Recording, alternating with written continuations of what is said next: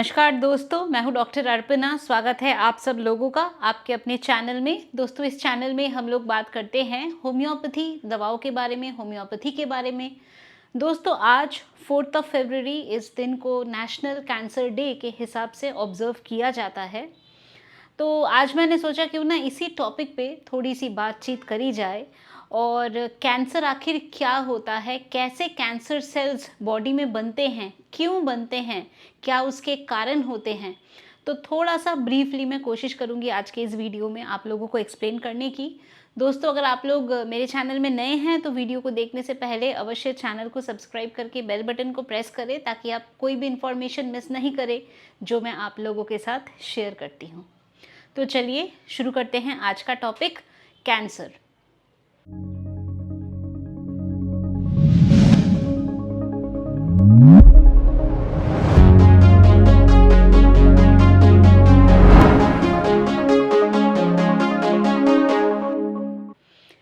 तो दोस्तों, कैंसर का क्या मतलब है? तो कैंसर का मतलब है कि आपके अपने ही बॉडी के कुछ सेल्स अनकंट्रोल्ड वे में ग्रो हो रहे हैं। इसको समझने के लिए थोड़ा सा हम इस चीज़ को समझते हैं कि हमारा जो बॉडी है वो सेल्स से बना हुआ है। अब कितने सेल्स हैं? Trillions and trillions of cells हमारे बॉडी में होते हैं और ये जो सेल्स हैं इन सभी का कुछ ना कुछ काम होता है। ये लोग आपस में एक हार्मनी बनाए रखते हैं जिससे हम हेल्थ को महसूस करते हैं या हम हेल्दी रहते हैं। तो आप इसको सोचने के लिए ऐसा सोचिए कि एक क्लासरूम है या एक स्कूल है। तो एक स्कूल में बहुत सारे बच्चे हैं, अलग अलग टीचर्स हैं, अलग अलग डिपार्टमेंट हैं, प्रिंसिपल है जो सबको कंट्रोल कर रहा है। उसी तरह हमारा जो ब्रेन है, हमारा नर्वस सिस्टम, वो सब कुछ को कंट्रोल कर रहा है।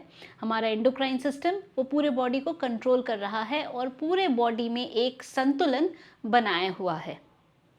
अब बात करते हैं कैंसर सेल के बारे में। कैसे बनता है कैंसर सेल या क्यों बनता है? अगर हमारे बॉडी का एक ड्रॉप ब्लड हम ले और इस ड्रॉप ऑफ ब्लड को हम इसके अलग अलग कंपोनेंट्स में हम इसको डिवाइड करें तो हमें दो चीज़ें मिलती हैं, red blood cells, white blood cells. Red blood cells का क्या काम है? ऑक्सीजन ट्रांसपोर्ट करना टिश्यूज़ तक, सेल्स तक। तो ये ऑक्सीजनेशन का काम करते हैं। फिर आते हैं वाइट ब्लड सेल्स। तो बेसिकली ये जो वाइट ब्लड सेल्स हैं ये हमारे बॉडी के डिफेंस मैकेनिज्म है या हमारे बॉडी की या हमारे शरीर की ये रक्षा करते हैं, प्रोटेक्शन करते हैं। ये जो वाइट ब्लड सेल्स है ये भी दो तरह के होते हैं। एक, अगर आपके बॉडी में कोई डिजीज़ कॉजिंग एजेंट ने हमला किया, कोई माइक्रोब है, वायरस है, तो वायरस को फाइट करता है, तो ये आपके इम्यूनिटी के लिए ज़रूरी है। दूसरे तरह का वाइट ब्लड सेल होता है जो बॉडी में अगर कोई ट्यूमर, कोई ओवर ग्रोथ हो रहा है, कुछ आपके बॉडी में कहीं पे कोई लेजन बन रहा है, तो ये जो ट्यूमर या ग्रोथ या एबनॉर्मल सेल्स की ग्रोथ है इसको ये कंट्रोल में करता है या इसको फिर ख़त्म कर देता है। तो ये हमारा वाइट ब्लड सेल्स का काम है। अब हम समझते हैं कि ये जो कैंसर सेल्स है, सबसे पहले तो ये क्या होता है। तो कैंसर सेल्स का मतलब है कि बॉडी के कुछ सेल्स एबनॉर्मली मल्टीप्लाई कर रहे हैं। यानी वो क्या कर रहे हैं कि कुछ सेल्स एकदम एग्रेसिवली वो मल्टीप्लाई कर रहे हैं, ग्रो हो रहे हैं, आसपास का जितना नरिशमेंट है, न्यूट्रिशन है अपनी तरफ खींच ले रहे हैं और इसको हम कहते हैं कैंसर। तो अनकंट्रोल्ड ग्रोथ ऑफ सेल्स, फिर वहाँ पे नेक्रोसिस वगैरह बन रहा है, मेलिग्नेंसी हो रही है, तो ये होता है कैंसर। अब कैंसर क्यों होता है? तो दोस्तों, हमारे बॉडी में ये जो ट्यूमर है या ऐसे एबनॉर्मल टिश्यू की ग्रोथ है ये कहीं ना कहीं चलता रहता है, बट बॉडी का अपना एक मैकेनिज्म है जिससे वो हमें सेव गार्ड करता है।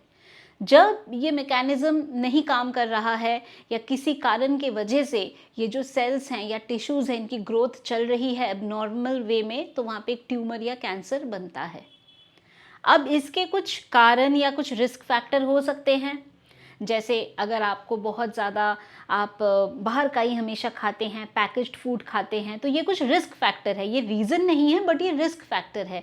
ज़्यादा स्मोकिंग, ज़्यादा अल्कोहल लेना, ये कुछ कारण हो सकते हैं। कुछ मेडिकेशंस की वजह से ऐसा हो सकता है, हार्मोनल चेंजेस, एज, ये सब हमारे कैटेगरी आ गया रिस्क फैक्टर्स का। आज हम बात करेंगे कि ये रिस्क फैक्टर के भी अलावा ऐसा बॉडी में क्या होता है, या ऐसा क्यों होता है कि जो इम्यून सेल्स हैं या जो वाइट ब्लड सेल्स जिनको कि ट्यूमर को मारना चाहिए था वो नहीं मार रहा है, और वहाँ पे सेल्स की एबनॉर्मल ग्रोथ हो रही है। तो इसको समझने के लिए हमें ये बात समझना है कि हमारा जो एक मानसिक स्थिति होती है या हमारा जो मेंटल स्टेट होता है, तो हमारा मेंटल स्टेट हमेशा फिजिकल बॉडी में रिफ्लेक्ट करता है, या हमारी मानसिक स्थिति कैसी है वो हमेशा फिजिकल बॉडी में कहीं ना कहीं वो चीज़ दर्शाता है। स्ट्रेस, अगर बहुत टाइम तक स्ट्रेस है, हमेशा तनाव में है, डिप्रेशन में है, तो ये कुछ फैक्टर्स हो सकते हैं जिसके वजह से आपकी इम्यूनिटी कम काम करती है, और ऐसी स्थिति में बॉडी में बीमारियां होती है या होने की संभावना ज़्यादा हो जाती है। तो दोस्तों, स्ट्रेस क्या है? स्ट्रेस को समझने के लिए हमें ये बात समझना है कि हमारे लाइफ में जब भी कोई भी स्ट्रेसफुल सिचुएशन या कोई ऐसे बिटर इंसिडेंसेस होते हैं जो हमें पसंद नहीं हैं, तो क्या होता है उस टाइम पे हमारा जो एक मेंटल इमोशंस है, फीलिंग्स है, थॉट है, वो सब एक बिटर फीलिंग हमारे माइंड में वो रहता है, और खाली वो रहता ही नहीं है, वो इन अ वे रिकॉर्ड हो जाता है माइंड में। तो वो एक रिकॉर्डेड टेप की तरह हमारे दिमाग में रहता है। तो ये जब रिकॉर्डिंग्स या ये सब जो बिटर फीलिंग्स हैं या नेगेटिव फीलिंग्स हैं या नहीं खुश रहने वाली फीलिंग है, ये जब बहुत सारा आपके सबकॉन्शियस में ये चीज़ें आ जाती हैं, तो ऑटोमेटिकली आपका जो इम्यूनिटी लेवल है वो तब घटने लगता है। अगर आपकी इम्यूनिटी कम होगी तो फिर क्या होता है, बीमारियां होने की संभावना ज़्यादा हो जाती है या ज़्यादा इजीली बीमार पड़ सकते हैं। तो इस बात को समझना ज़रूरी है कि जैसे स्ट्रेस है या एंग्जाइटी है, ये एक लाइफ का पार्ट है। सभी के साथ कुछ ना कभी होता है जिसके वजह से हम स्ट्रेस में आ जाते हैं।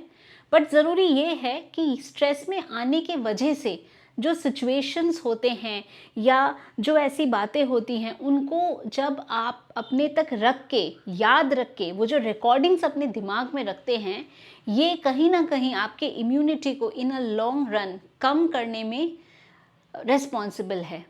तो इसलिए ज़रूरी है कि मेंटली आप जितना खुश रह सकते हैं तो वो आप रहते हैं, तो डेफिनेटली उसका एक बहुत अच्छा प्रभाव आपके बॉडी में होता है। तो mental happiness is equivalent to physical strength, या फिजिकली आपको कोई एलिमेंट या बीमारी नहीं होना। दोस्तों, रिस्क फैक्टर की हमने बात करी, तो इसमें एक चीज़ और मैं ऐड करना चाहूँगी कि केमिकल्स का जो हम यूज़ करते हैं, तो उसका हमें कोशिश करना चाहिए कम से कम हम केमिकल प्रोडक्ट का हम यूज़ करें, एंड प्लास्टिक्स का इस्तेमाल नहीं करें। क्या होता है कि प्लास्टिक्स को जब गर्म किया जाता है तो उसमें से टॉक्सिन्स रिलीज़ होते हैं जो आपके खाने में वो लीच आउट हो सकते हैं, एंड वो भी आपके लिए बहुत नुकसानदायक है। इसके साथ साथ बच्चों की बात करें तो रेडिएशन से दूर रखना, मोबाइल फ़ोन रेडिएशन, वो भी एक प्रकार का रेडिएशन है जो बॉडी में लग रहा है। तो कोशिश करें बच्चों का स्क्रीन टाइम लिमिट करना। अपनी तरफ से आप कोशिश करें कि प्लास्टिक से दूर रहें, केमिकल प्रोडक्ट से दूर रहें, जितने भी प्रिजर्वेटिव्स होते हैं ऐसी चीज़ों से दूर रहें, और कोशिश करें जितना ज़्यादा नेचर के साथ आप हों, या जैसे सीजनल फ्रूट्स, वेजिटेबल्स होते हैं, इनका आप सेवन करें, हेल्दी खाएं, फ्रेश खाएं, एंड मोस्ट इम्पॉर्टेंटली अपने दिमाग में जो भी नेगेटिव बिटर फीलिंग की रिकॉर्डिंग्स है, इनको आप हटाएं। वो बहुत ज़्यादा ज़रूरी है। स्ट्रेस, एंग्जाइटी कभी ना कभी सभी को होता है, वो स्वाभाविक है, पर उससे जुड़ी हुई जो बातें हैं, जो इमोशंस है, जो थॉट्स है, जो नेगेटिविटी है, उनको रिकॉर्ड करके ना रखें। जितने आपके सबकॉन्शियस में ऐसी रिकॉर्डिंग होगी, उतना ही आपका इम्यूनिटी या इम्यून लेवल नीचे जा सकता है, और अगर इम्यूनिटी आपकी घटेगी तो किसी तरह की भी बीमारी होने की जो संभावना है वो बहुत बढ़ जाती है। तो दोस्तों, मैंने कोशिश करा कि एक सिंपल वे में ब्रीफली आप लोगों को इसके मैकेनिज्म को समझाऊं कि कैंसर सेल्स बॉडी में क्यों ग्रो होता है। एंड एज आई सेड कि हमारे बॉडी में कहीं ना कुछ सेल्स ग्रोथ चलता है। हमारा बॉडी, हमारी इम्यूनिटी खुद ही उस चीज़ को ओवरकम करती है। तो इम्यूनिटी अगर स्ट्रॉन्ग है, अगर रोग प्रतिरोधक क्षमता आपकी स्ट्रॉन्ग है, और वो कैसे होता है, वो होता है with a good mental health.